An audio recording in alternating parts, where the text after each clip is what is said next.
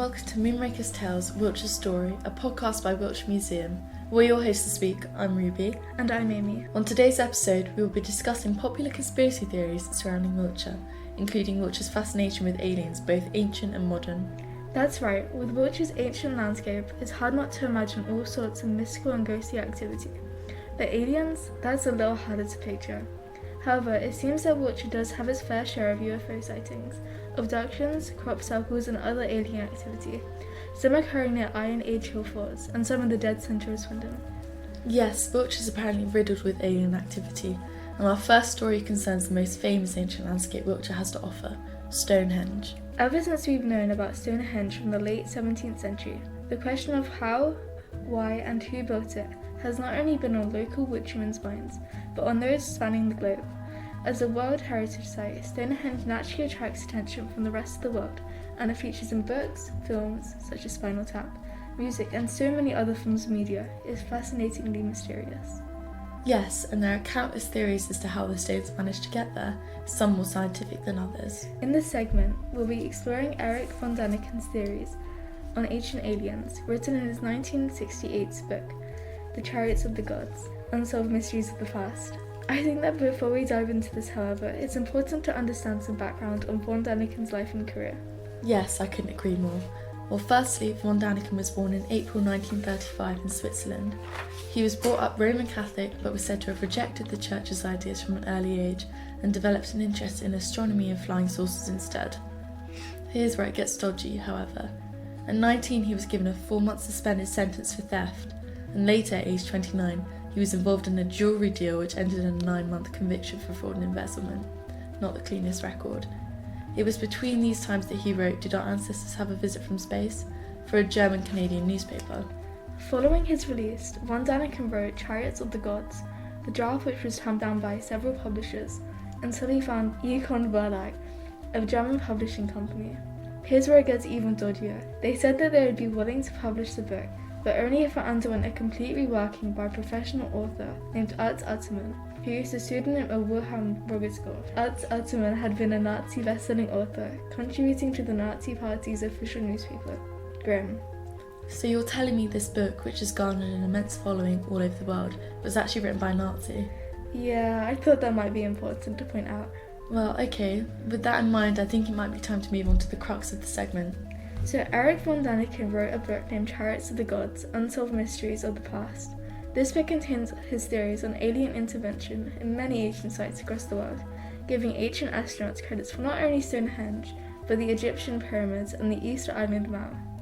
As there is no concrete evidence on how Stonehenge was built, it's only natural people have come up with many theories on how the stones came to be. Von Däniken argued that the stones' architecture and journey into Wiltshire, latest scientific discoveries show that the stones were originally from Wales, showed a technological knowledge that was far more sophisticated than the knowledge possessed and that existed at the time of the Neolithic people. Also suggested was that rather than the aliens directly instructing the Neolithic people on how to create Stonehenge and import the materials, it was people who had already had contact with the aliens that aided their pursuits. Von Däniken's evidence for the extraterrestrial aid is seemingly numerous. He argues that many ancient aliens and their spacecrafts can actually be seen depicted in ancient artwork. Some of the works that this occurs in are the Japanese Dogyu figurines, which resemble astronauts in spacesuits, and 3,000-year-old Egyptian carvings that seem to depict helicopter-like machines. He even goes on to say that by the year 2100, humans will be able to do the same thing. With the inevitably increased power of future space travel and discovery of life on Mars, humans will be able to visit primitive cultures and continue the tradition of bestowing our scientific, architectural and technological knowledge with the Martians. Well, we should finish this segment by clarifying that practically all of von Däniken's work have been dismissed by scientists, archaeologists and historians. Author Kenneth Feder points out in his 2018 book Frauds, Myths and Mysteries that von Däniken's evidence is presented in a misleading manner in order to convince the reader, which possibly explains why his book ended up a New York Times bestseller despite the immeasurable denunciations by academics and reviewers. However, it's all in the name of conspiracy theories in today's podcast, which is why it's been interesting to talk about. There have also been calls that the book was plagiarized from a French author named Robert Giroux, and that many of his theories originate from other works. Von Däniken even admitted in an interview with Playboy that one of his theories about extraterrestrial aid in creating an ancient pillar in India was fake, and that we can all forget about the iron thing. At least he's partially honest, I guess. Well, to follow that conspiracy, the one coming up next is about the famous military base Rudloe Mannor in Corsham, sometimes heralded as the UK's Area 51. We should clarify that these sources are not verified and presumably based on rumour and conjecture. However, the site has garnered much interest over the years, with many people trying to figure out information on it, which has proved difficult. The military base is one of several sensitive military installations in the Corsham area. On the surface, it looks like a quaint English manor house in the beautiful countryside, but what goes on underneath is another story completely. It was built on top of quarries that bitumen had been extracted from, and in the 30s some of the tunnels were converted for use of central ammunition depot and taken over completely at the beginning of World War II, precisely because of the network of 19th century caverns that exist underneath it.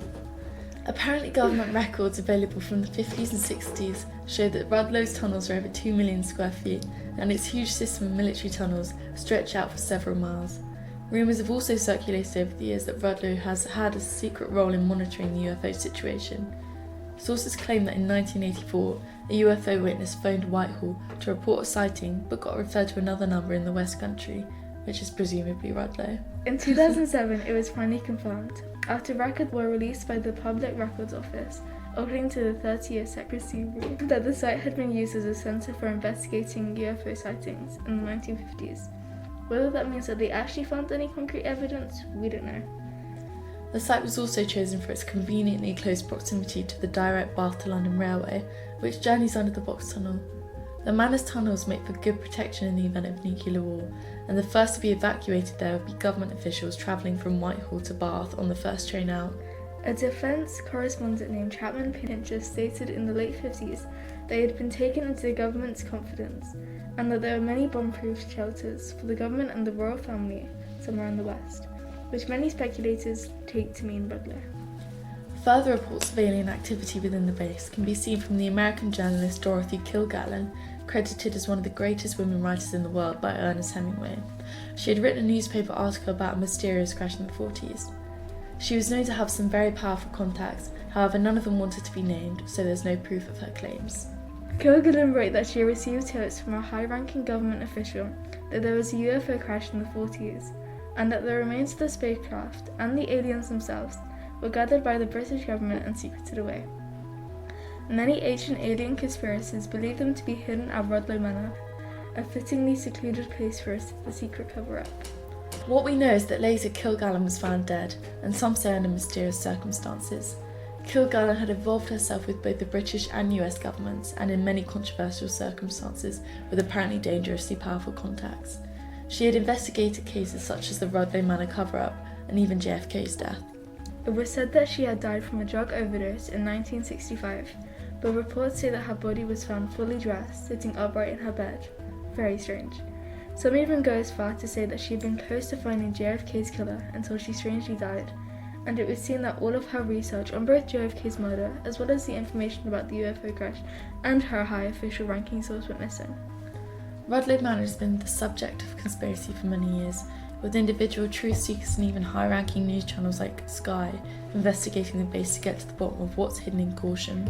What is secreted away there, we may never know, but perhaps it means that we can enjoy stories of far more scandalous and fantastical nature than the truth of MOD base, which will always be thought up whilst the public sees taps in the dark. That's it from this episode of Moonraker's Tales, Wiltshire Story, where we've dived into Wiltshire's fascination with aliens, both ancient and modern, and the conspiracy theories that accompany this. Thank you so much for listening, and make sure to stay in the loop for our next episode from Wiltshire Museum. We'll see you next time.